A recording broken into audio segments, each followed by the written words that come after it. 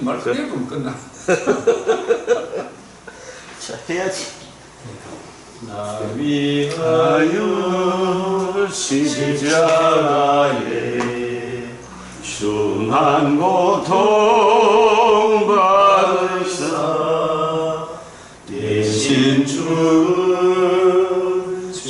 예수의 사랑하신 은혜요 오해온 길을 흘려 영영주 죄에서 구속함을 받은 우리 어찌 살아갈까매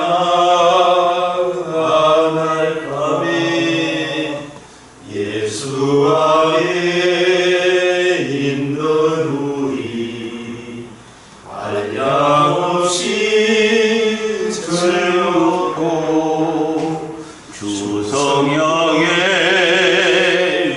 위로함이 마음속에 차오나 천국과 소리 같은 은혜로운 그 말씀 끊임없이 듣는 우리 어찌 찬양 안 할까. 이 세상의 모진 풍파 쉬지 않고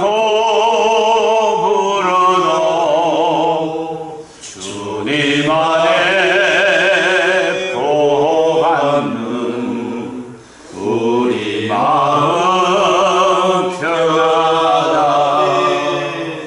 늘 깨서 기도하고 저 천국을 바라며 주님만을 기다리니 어찌 찬양 안 할까.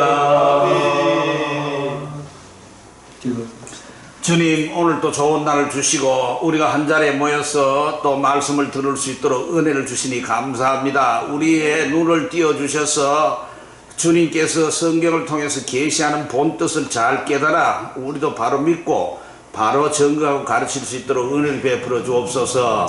특별히 강의하시는 이 목사님의 성령 충만함을 주셔서 성령으로 강의할 수 있도록 은혜를 주시고 우리도 성령으로 들어 믿음으로 화합케 하여 주옵소서. 예수 그리스도의 이름으로 감사하며 기도드리옵나이다. 아멘.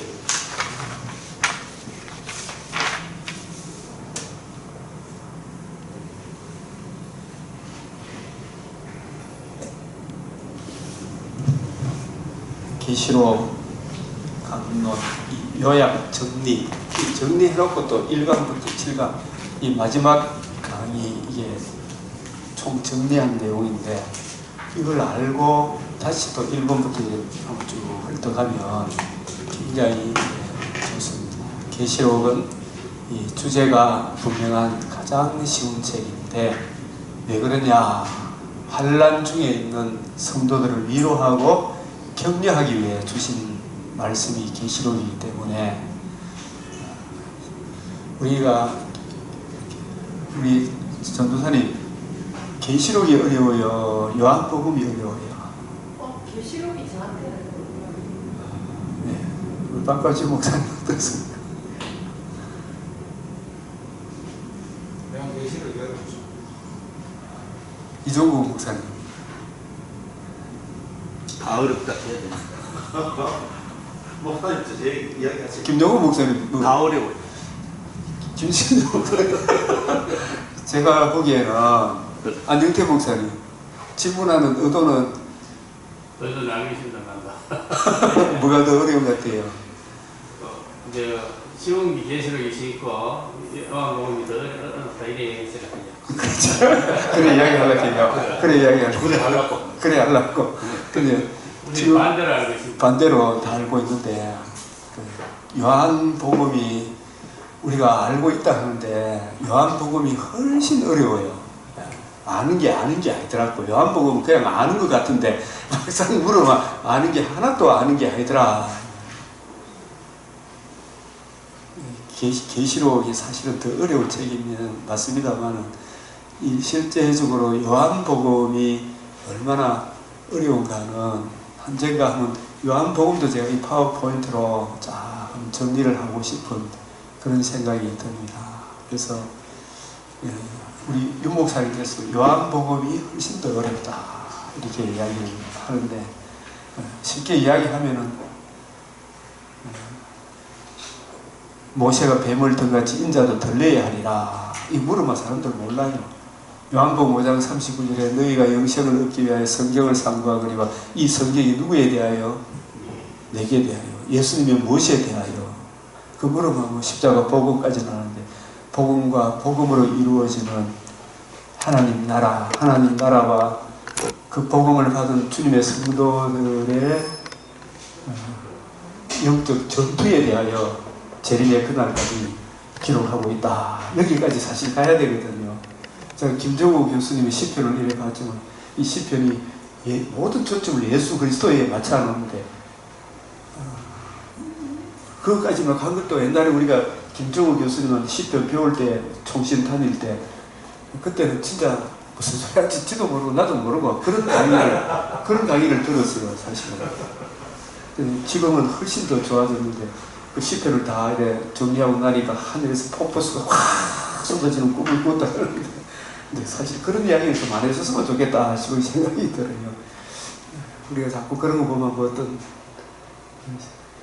우리 개혁주의에 있어서는 저는 이 계시록을 다 정리하고 나니까 눈만 피곤한데 영혼은 어떤 굉장히 기쁘고 즐거운 것인데 우리의 이 근거는 항상 변치 않는 하나님의 말씀이다. 그래서 이 시편도 예수 그리스도와 그의 복음이 들어가야 돼요. 복음과 복음을 이루어지는 하나님 나라와 하나님 나라 그 백성들이 재림의 그날까지 하나님의 영광을 바라보고 믿음의 선한 싸움을 싸우는 구약 교회 성도들의 삶을 기록하고 있는 것이 시편 아니에요. 거기까지 가야 된다 생각이 들어요. 그런 각도에서 우리가 이 시편을 맥체인 지금 요즘 이래 보면서 여러분들이 오늘도 이래 제가 110편, 111편 이 내용을 보면서 참 시편이 보배 중에 보배구나 이런 생각을 가집니다. 시편도 우리가 아는 것 같은데 아는 게 아니잖아요.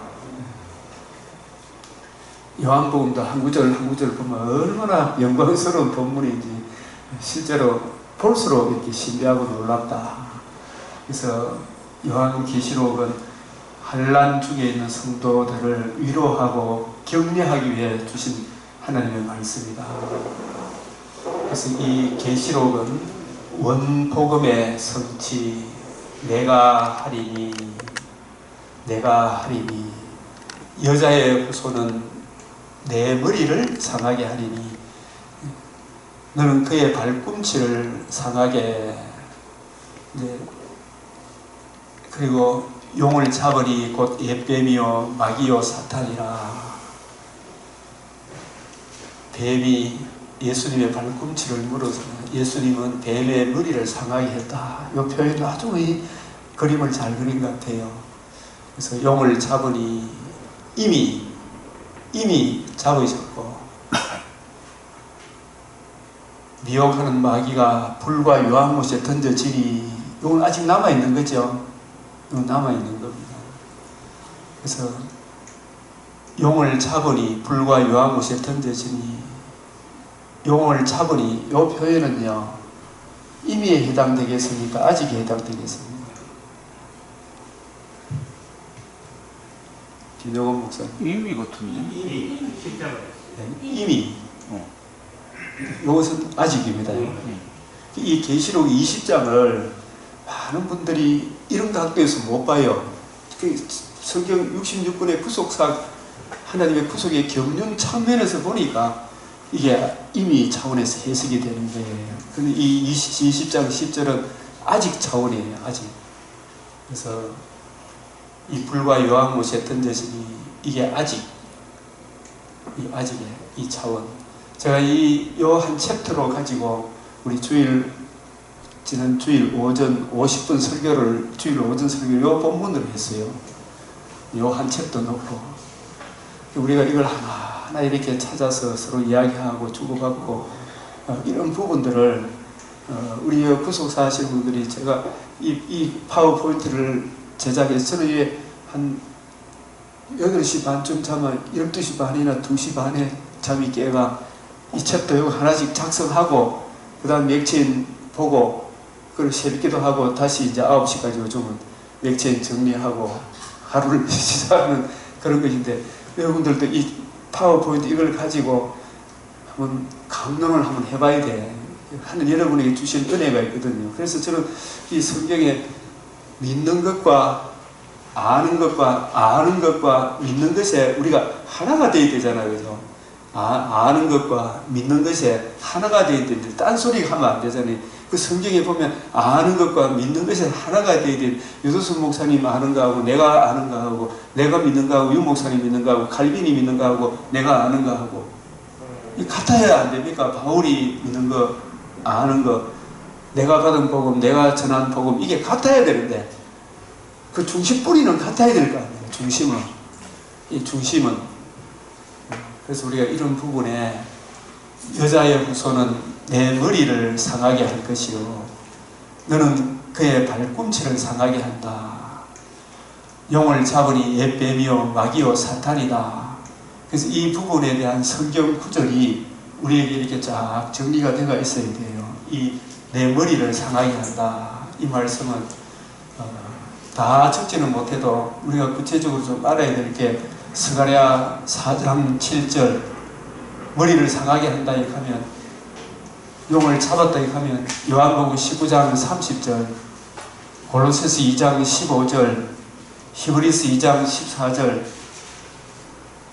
계시록 5장 5절에서 7절 계시록 12장 5절 계시록 12장 10절 이런 말씀들이 같은 말씀들이라니까요. 같은 말씀들.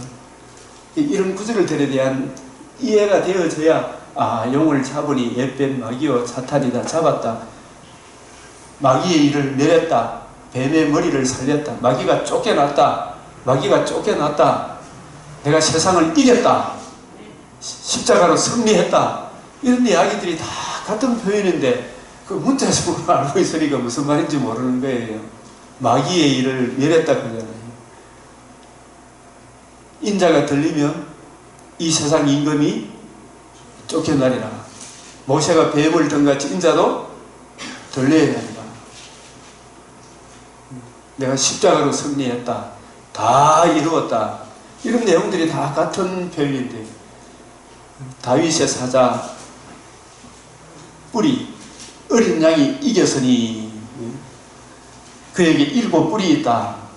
7눈이 있다. 7뿔이 있다. 12장 5절 10절 밤낮 참수하던 자가 쫓겨났다. 이 계시록 12장 5절 10절 이런 내용들을 우리가 구체적으로 여러분들이 성경은 성경으로 풀어주는 이런 능력이 저는 권능이라 생각해요. 우리 목회자들에게. 그래서 미혹하던 마귀가 불과 요한못에 던져지니 이것은 아직 남아있는 이야기. 이게 스가랴 4장 9절이고 계시록 16장 17절에 되었다! 이 최후 심판을 선고하는 거고 계시록 11장 18절 이하에 나오는 불과 요한못에 던져지는 내용도 나오고 14장 7절 11절 17절에서 20절 18장 19장 바빌론의 멸망 19장 20절 이하 이런 내용들이 다 최후 심판에 대한 아직 남아있는 이야기들을 하고 있는 거예요. 이게 대역전이 일어난다. 그래서 이미 예수님이 십자가에 뱀이 못 박아서나 오히려 그 못 박는 그것이 뱀의 머리가 상하게 되는 그 머리가 상하게 됐다는 말은 다른 말로 뭐예요? 머리를 상하게 했다는 말은 창세기 3장 1절 6절에 사람으로 하여금 범죄하게 하여 사람을 정죄하고 참소하고 그 죄로 인하여 자기가 지배해서 음부로 끌고 가는 그 권세잖아요. 그 권세를 우리 주님께서 단번에 이루신 그 복음으로 영원히 이 뱀의 머리를 상하겠다. 죄로 인하여 모든 사람을 지옥으로 끌고 가는 그 근세, 흑암의 근세, 무덤에 매여 있는 그 근세, 정죄하고 참소하는 그 근세를 우리 주님께서 단번에 자신의 몸을 들이심으로 영원히 속죄했어요. 영원히 속죄했다. 이 이야기를 영원히 살 길이 열렸다. 계시록 20장 1절에서 3절에는 천년 동안 결박했다 이 말은 영원히 결박했다. 천년이 참에 영원히 살 길이 열리네, 그런 뜻이에요. 이걸 구속사 맥락에서 못 보니까 자꾸 딴소리를 해서 하는 거예요. 나름대로 막 전부 자기 생각. 그래서 이게 이런 해석들은 전부 다 성경에 뒷받침이 되어야 된다.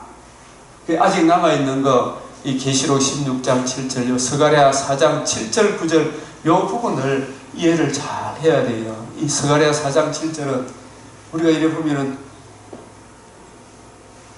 스룹바벨이 머릿돌을 내어놓는 그것이, 스룹바벨도 예수 그리스도에 대한 예표의 인물이 스룹바벨이라니까. 머릿돌을 내놓는 게 언제 스룹바벨이 머릿돌을 내놔요? 머릿돌을 내놨다는 말은 요한복음 19장 30절이 뭐예요? 이루어도다. 뭘 이룬 거예요? 영원한 속죄가 이루어진 거예요. 다시는 뱀이 정죄하고 참소하고 지배할 근세가 영원히 멸해진 것이 머릿돌을 내놓은 거 이루었다. 이미 차원에서의 스가랴 4장 7절이 이미 차원에서의 머릿돌이라니까요. 그가 머릿돌을 내놓을 때 은총이 그에게 있을지어다. 스가랴 4장 9절의 그 이야기는 계시록 21장 6절의 차원에 이루었도다. 그때 머릿돌이에요. 이 머릿돌, 스가랴 4장 7절의 그 머릿돌이 건축자의 버린 돌이 모퉁이의 머릿돌이 되었다. 건축자의 버린 돌이, 건축자가 유대인들이 이방인과 합동해서 예수를 뱀이 예수님을 십자가에 못 박았으나 오히려 예수님이 십자가 죽으시면 자기 택하신 백성들의 죄를 영원히 짊어지는 그 차원에서 죽으시고 부활하심으로 하나님의 의를 이루심으로 다 이루었다. 구약 성경에서 반드시 되리라 말한 것이 이것이라 하신 그 복음이 이루어짐으로, 그 복음이 건축자의 버린 돌, 예수님이 손대지 아니한 돌, 버린 돌, 다듬지 않는 돌, 그분이 우리 죄를 위하여 죽으시고 성육신 하신 그 몸이 우리 죄를 위하여 죽으시고 부활하심으로 다 이루었다. 구약 성경에서 반드시 되리라 말한 것이 이것이라 하신 이 복음이 성취가 된 거예요. 이 복음이 건축자의 버린 하나님의 집에 모퉁이돌, 반석, 모퉁이돌이면서 머릿돌이 다 이루었다 하신 복음이 하나님의 집에 기초돌이 되는 거예요. 기초돌.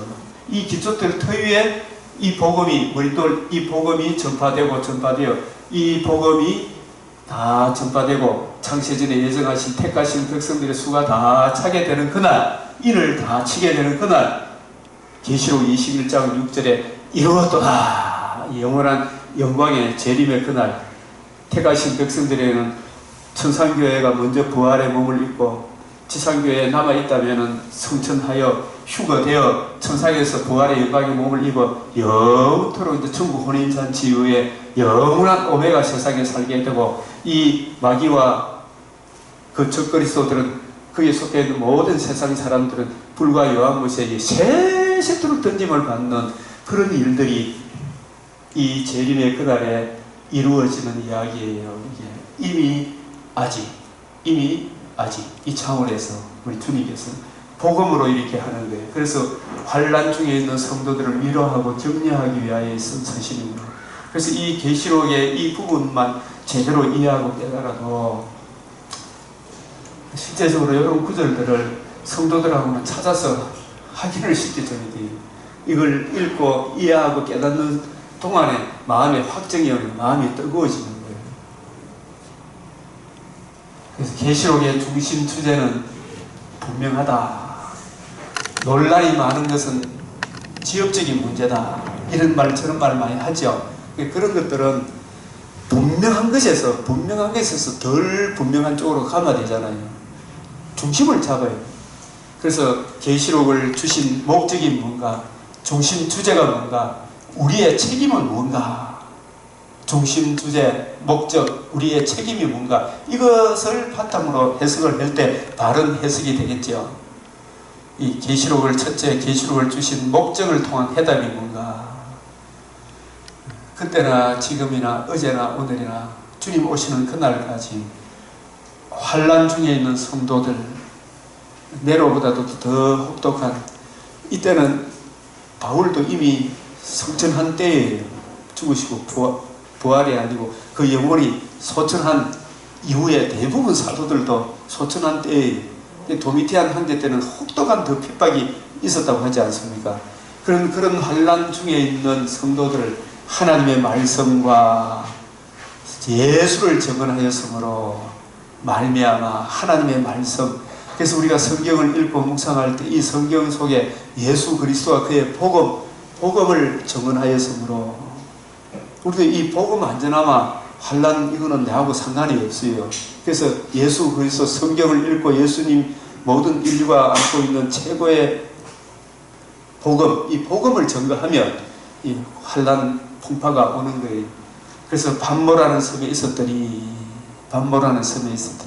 이 요한을 위로하여 모든 성도들 요한과 동일한 하나님의 말씀과 예수를 증언함으로 예수 그리스도의 그 복음을 붙들고 있으므로, 그래서 우리가 이 데살로니가 후서나 뭐 전서나 다 똑같은 내용 아니에요. 이 계시록하고 다 오늘날도 복음을 전하면 이런 고난이 온다 이 말입니다. 그래서 계시록을 주신 반모라는 섬에 있었더니, 우리가 이 계시록을 어떤 뭐 시간적 순서로 이렇게 보는 거는요, 전혀 여러 성경을 못 보는 거예요. 그래서 2일 후에 내가 보니, 이 마지막 챕터에 이 본다는 말이 그 한 분야를 가지고 이렇게 쭉 나오니 19번이 등장을 해요. 본다는 말이. 이 부분에 대해서 우리가 이야기를 하겠습니다만, 내가 2일 후에 보니 예수님을 사도 요한을 막 천국에 불러 올려가지고 천국을 막 이렇게 실제적으로 막 보여주고, 우리는 다 그렇게 생각하는데, 2일 후에 내가 보니 하늘에 열린 문이 있는데, 이걸 이제 오늘 우리에게 한번 적용을 해봅시다. 이리로 올라오라. 이후에 마땅히 일어날 일들을 내가 내게 뭐 한다고요? 보이리라. 이런 것을 우리가 이런 환상 보면 나도 하겠다 뭐 듣고 하는데, 우리가 성경에 이런 말씀이죠. 주님, 내 눈을 열어, 내 귀를 열어, 내 마음을 열어. 뭘 보게 해달라고요? 하나님의 말씀에 담겨있는 주님의 마음을, 주님의 뜻을 이해하고 깨닫게 해주십시오. 모든 성경은 하나님의 감동으로 기록된 것이기 때문에, 여러분 우리가 이 벨사살이 앞에 환상이 쫙 손이 나타나고 맨에 대길 우 바르시냐 썼잖아, 그죠? 느부갓네살에게도 꿈을 2번이나 꿨죠. 신상 꿈하고 또 산순찰자가 있어가지고 꿈을 꾸는데 막 소감 먹고 이게 무슨 거 몰랐잖아요. 다니엘이 2번이나 해석해주고 벨사살에게도 꿈을 해석해주죠. 그 꿈은 바빌론 박사들이 해석할 수 있었습니까? 못했습니까? 왜 해석을 못했을까요? 여러분의 꿈을 해석해주는 여러분의 꿈하고 벨사살 꿈하고 느부갓네살이 꿈하고 요셉이 꿈하고 우리들이 꿈하고 차이가 있습니까? 없습니까? 절대적으로 비교 불가능한 차이가 있어요. 그 꿈은 성령께서 우리 인류에게 하나님의 뜻을 전하기 위해 하나님의 계시로 주신 거예요. 예? 확정된 계시예요. 그 꿈은 하나님의 구속의 경륜을 보여주기 위한 성경으로서의 계시, 성경으로서의 계시로서의 꿈이라니까요. 우리 꿈을 뭐 그렇게 대비하면 안 돼요. 절대적으로 안 된다니까 그거. 그래서 그 꿈도 성경이에요. 창세기가 어렵습니까? 느부갓네살이 꿈을 해석하는 게 어렵습니다. 둘 다 무지막지하게 어려운 거예요. 요한복음도 요한계시록도 모든 성경은 하나님의 감동으로 기록된 것이기 때문에 성령이 아니하고는 고린도전서 2장 10절에서 16절 아무도 육에 속한 사람은 미련하게 보이지 이해하고 깨닫지도 못해요. 그래서 다니엘이 그것을 이해하고 깨달을 수 있었다면서 다니엘 속에는 누가 계시다 그랬어요? 거룩한 신들의 영이 계신다. 다니엘 속에는 어떻게 해서 성령이 임재할 수가 있었겠습니까? 저는 다른 게 없다고 봐요. 다니엘이 바벨론 포로로 끌려가면서 하나님께서 이스라엘 백성의 존재 기반은 예수 그리스도와 그의 복음이잖아요. 메시아 언약이죠. 약속의 땅이잖아요. 우리가 약속의 땅 가면 항상 잊어버리지 말아야 될 게 약속 플러스 뭡니까? 땅. 근데 그 땅에서 약속이 빠져보면 그냥 땅이죠. 약속이 오늘날로 치면 예수 그리스도 그의 복음이잖아요. 복음을 듣고 복음을 주신 여호와 하나님이 구약에 예수 그리스도를 나의 주 나의 하나님, 예수님이 이루신 유월절 어린 양의 주인공으로 오실 하나님의 아들, 여자의 후손 아브라함의 자손 다윗의 자손으로 오실 하나님의 아들의 그 복음을 바라보고 그 복음을 이해하고 그 복음을 주신 여호와의 말씀을 이해하고 깨닫기를 사모하는 마음으로 다시 다니엘이 메시아 언약으로 돌아오니까 성령이 다니엘 심령 속에 들어오는 거예요. 오늘날 우리들도 복음을 듣고 예수를 구주로 영접하지 아니하고 우리 안에 성령의 인침을 받을 수 있나요? 없나요? 없죠. 구약시대 사람들도 자기 속에 계신 그리스도의 영이 가는 것은 뭐냐?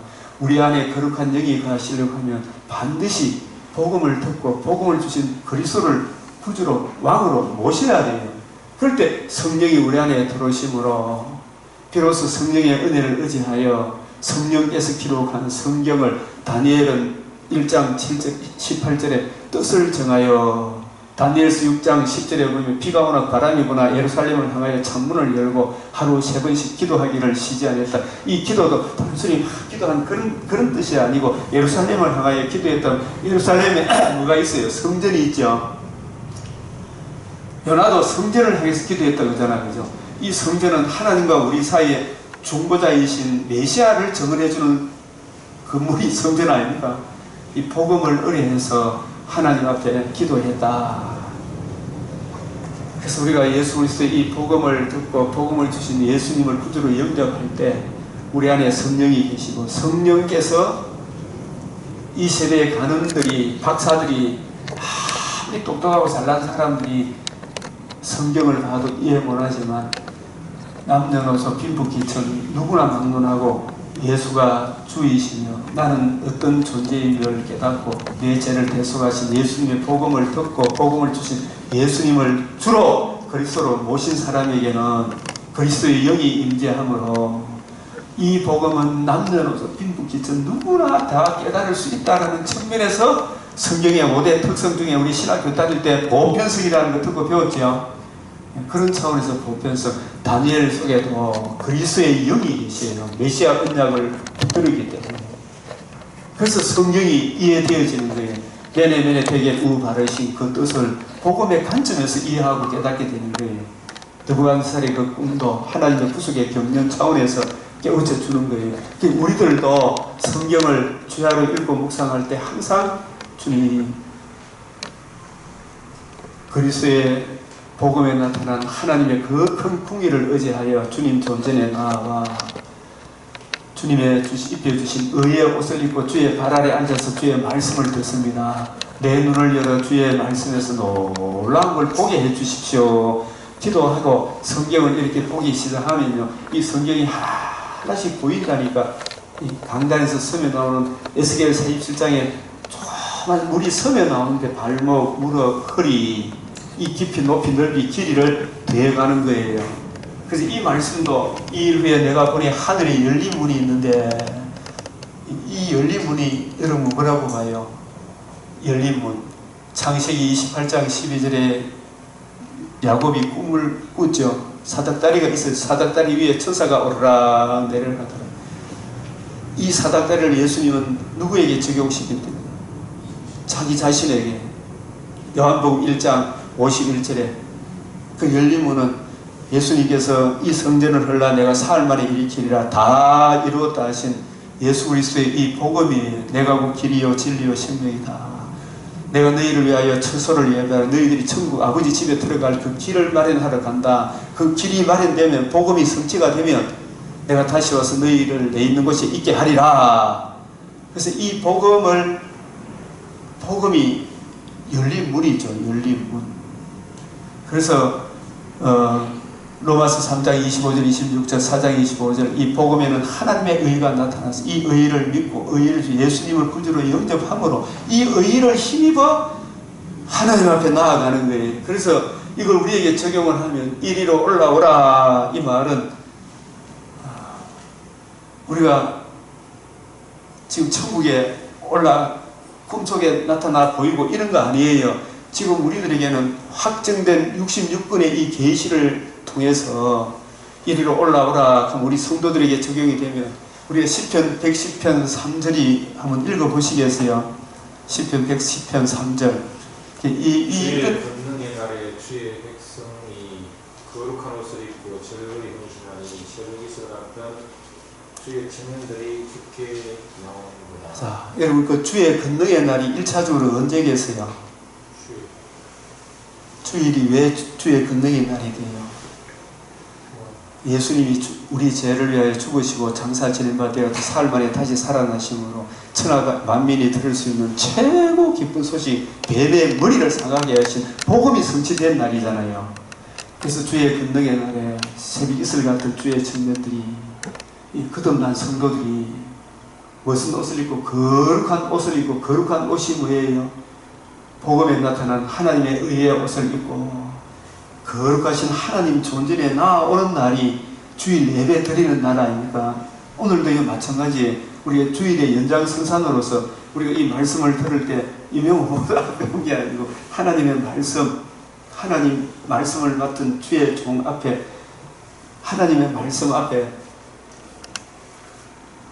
신명기 33장 3절에 주의 발 아래 앉아서 말씀을 듣는 거잖아요. 그래서 이 기도와 예배의 가장 큰 특징은 어떤 정성이나 어떤 정성의 문제가 아니라 접근의 문제라고 그랬잖아요. 나 같은 죄인이 어떻게 의롭다함을 얻어 거룩한 하나님 존전에 나아갈 수 있느냐.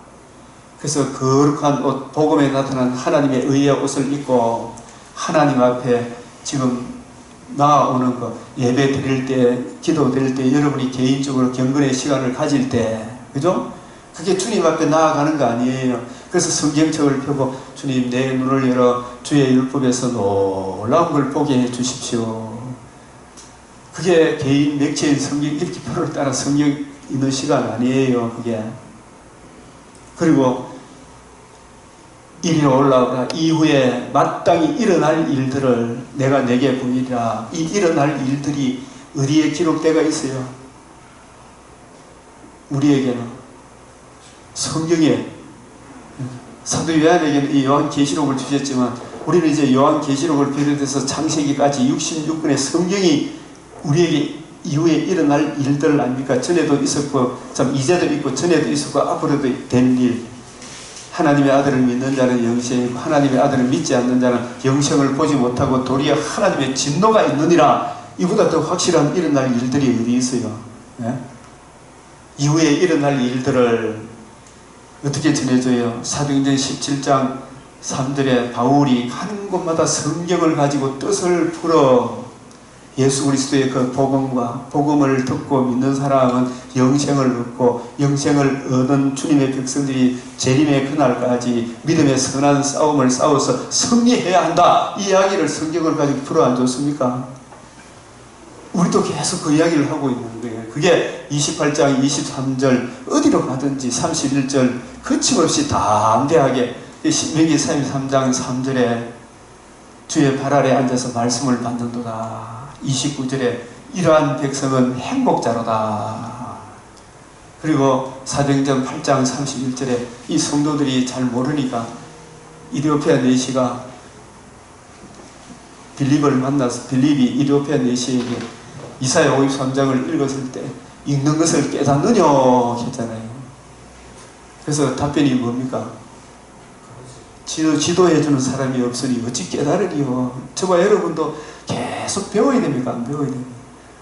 서로 배워야 돼. 서로. 저는 이렇게 여러분들하고 이야기를 하지만 저도 이걸 배우기 위해서 계속 공부했고 또 배운 것을 여러분에 전해주고 여러분도 질문하면 서로 성경에 대한 확실한 이해를 하게 되면 피차 마음의 위로를 받아요. 이 성경에 대한 이게 뿌리가 바뀌고 터가 길어지면. 그래서 이걸 확실히 알아야 됩니다. 로마서 1장 11절에도 로마에 있는 성도들에게 바울이 너에게 무슨 신령한 은사를 나누어 줘. 그 신령한 은사가 뭐예요? 로마서를 제대로 이해하고 깨닫게 되면 너희들이 견고하게 선다는 이야기 아닙니까? 예수가 누구시며 왜 오셨으며 우리에게 행해 주신 복음이 뭔가, 복음에는 뭐가 나타났는가, 복음을 듣고 믿는 자에게는 어떤 일이 일어나는가, 장차 우리에게 나타날 영광과 좋게 비교할 수 없다. 이 믿음 위에 굳게 서라. 이 로마서에 굳게 선 사람들이 도미티안 황제, 네로의 황제 다 신앙을 지키고 천국 간 거 알겠어요? 우리가 로마서 하나라도 제대로 전해주면, 안 목사님 그 교회에서 로마서 하나 제대로 전해주니까 그걸 목사님이 설교한 거 이런 설교했죠. 그럼 기억한다 했죠. 네? 이 복음에 굳게 서야 뒤로 안 올라간다니까요. 우리가 이런 부분들을 배워야 되는 거예요. 일어날 일들. 그래서 골로새서 2장 2절 3절에 저는 이런 말씀이, 저도 이 새벽기도 때는 하지만 이 새벽기도에 우리가 좀 젊은 신학생들이 좀 와서 듣고 배웠으면 얼마나 좋겠노 이런 생각을 기도하고 있어요 지금 진짜. 예? 확실한 한 구절에 대해서도 확실한 이해를 하게 되면 점점 뿌리가 바뀌고 터가 굳어지는 거예요. 감사함이 넘치게 되는 거 아니겠어요? 그래서 내가 내게 보이리라, 이 말은 사도 요한에게 아직 계시록이 기록되어 있지 않기 때문에 천사가 이걸 보내주고 예수님께 받아서 천사가 이래 전해주고, 우리들에게는 천사의 역할을 누가 하는 거예요?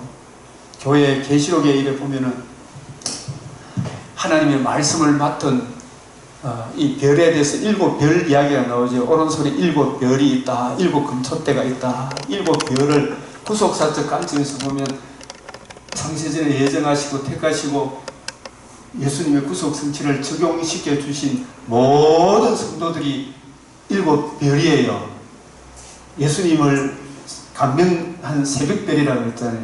그 예수님 별 같은 우리 주님의 은혜를 적용받은 모든 성도들이 주님의 손안에 붙잡힌 바 된 보호받는 모든 성도들이 7별이라 하지만 계시록적 관점에서는 이 7별에게 7별을 또 다른 말로 금초대라고 하죠. 이 금초대, 하나님 나라 왕 같은 제사장인 성도들을 때를 따라 양식을 나눠주기 위해 하나님께서 교회에 주신 최고의 선물이, 제가 가나 보니까 교회가 운하게 설 수 있도록 하나님이 이 교회의 선물로 누구를 세워주셨어요?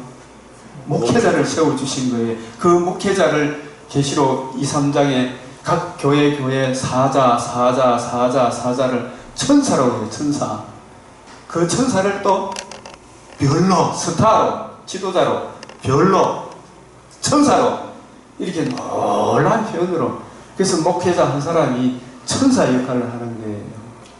그래서 계시록 14장 6절에 또 내가 보니 공중에 날아가는 천사가 있는데 영원한 복음을 가졌다 했죠. 그죠? 그 공중에 날아가는 천사, 영원한 복음. 그 진짜 천사가 복음을 가지고 날아갑니까? 공중에 날아간다는 말은 사실은 저와 여러분은 하늘 시민권자입니까? 땅에 목표를 두고 살아가는 사람입니까?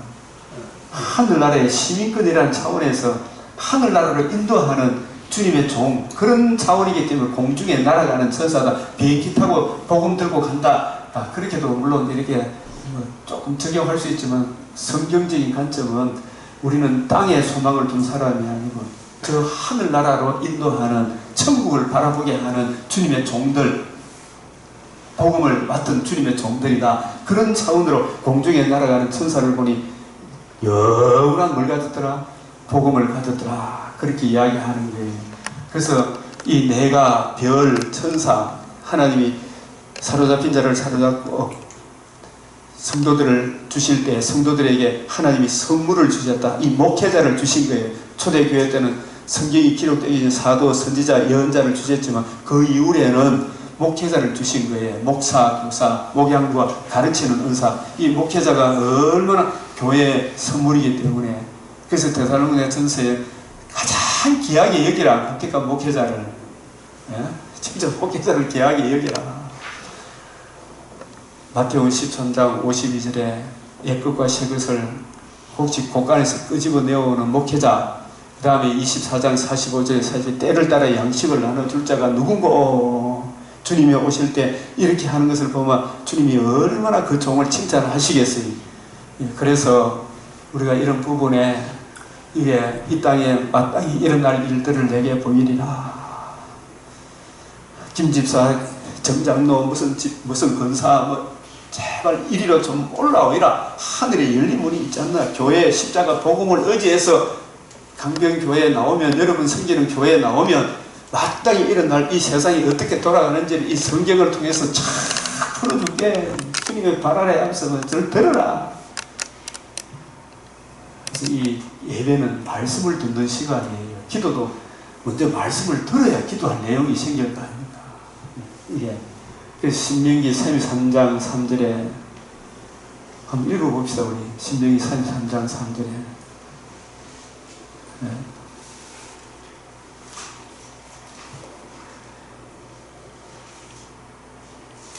33장 3절 좀 읽어주시면 좋겠네요. 이 말씀이 참 좋더라고요. 여호와께서 백성을 사랑하시나니 모든 성도가 그의 수중에 있으며 주의 발 아래 앉아서 주의 말씀을 받는다. 주의 말씀을 받는도다. 이리로 올라오라. 이 말씀 받는 시간, 예배 드리는 시간, 말씀이 선포될 때 그 말씀을 듣고 배우는 게 그게 얼마나 복된 시간이. 그래서 29절에 뭐라고 이야기해요?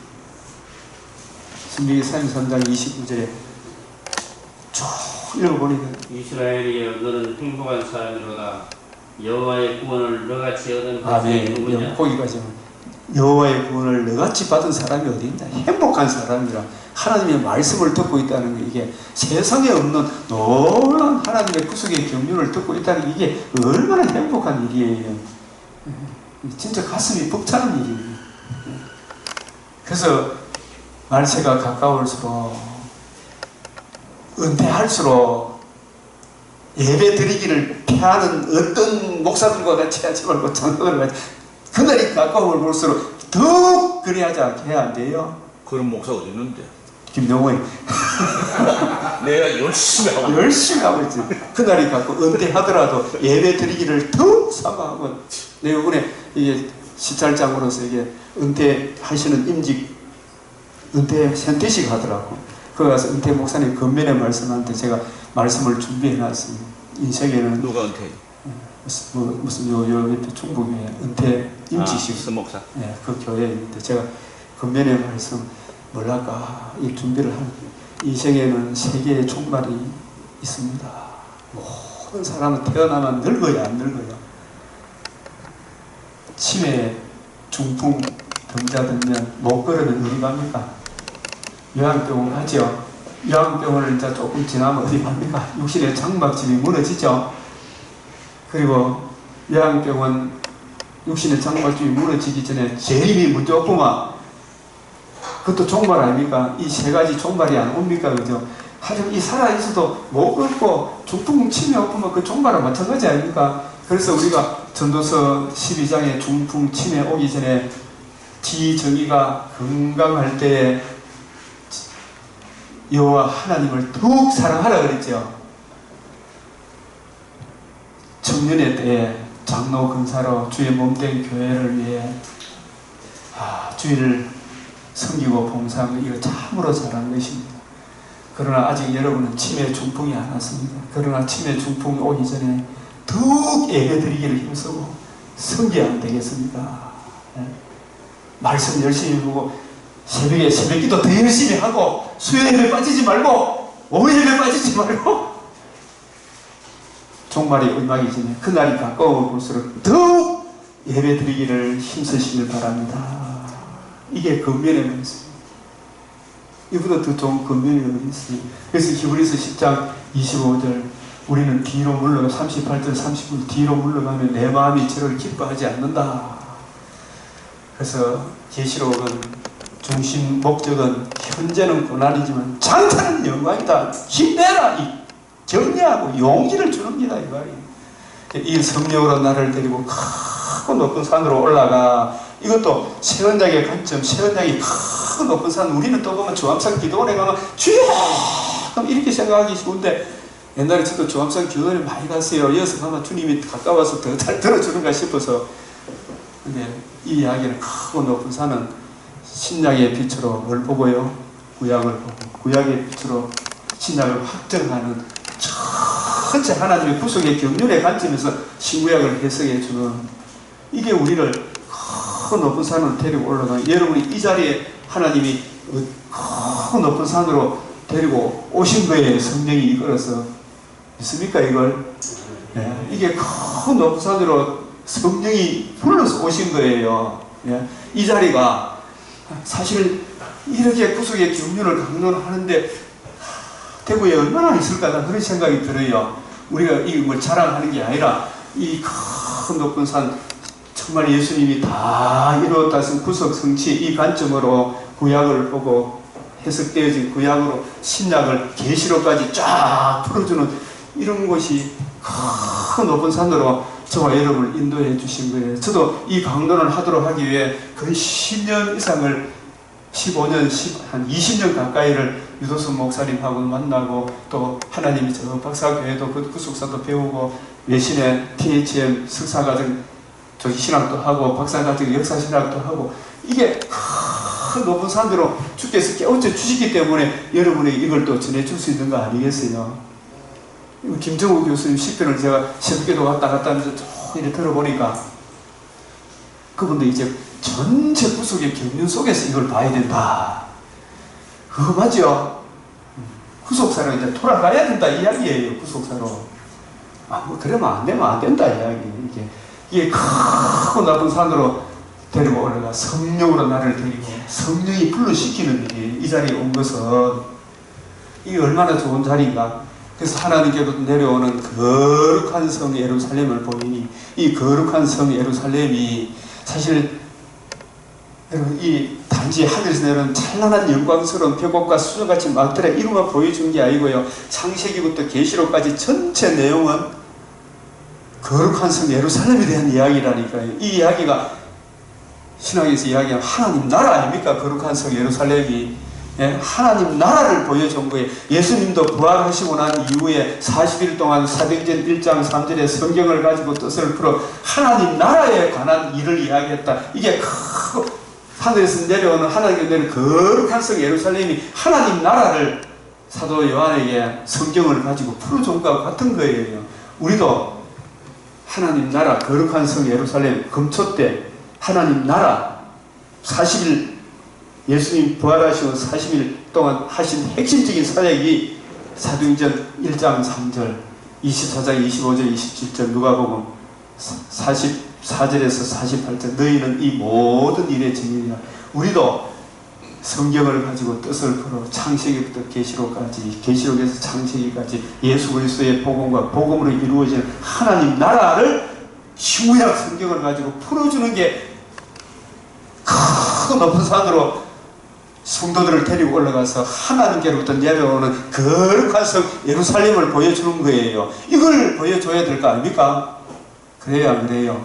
예? 그래서 요한복음 5장 3, 사도행전 1장 3절, 누가복음 24장 44절에 48절, 사도행전 17장 2절에 3절, 사도행전 에베소 3장 1절에 2절 하나님의 구속의 경륜, 비밀의 경륜을 쫙 풀어준 거예요. 그죠? 그래서 이게 일곱 금초 때 하나님 나라에 대한 이야기를 사도 요한에게 하나님 천사가 풀어줬듯이 우리들도 성도들을 크고 높은 산으로 데려 올라가 하늘로부터 내려오는 거룩한 성 예루살렘을 보여줘야 안 되겠어요?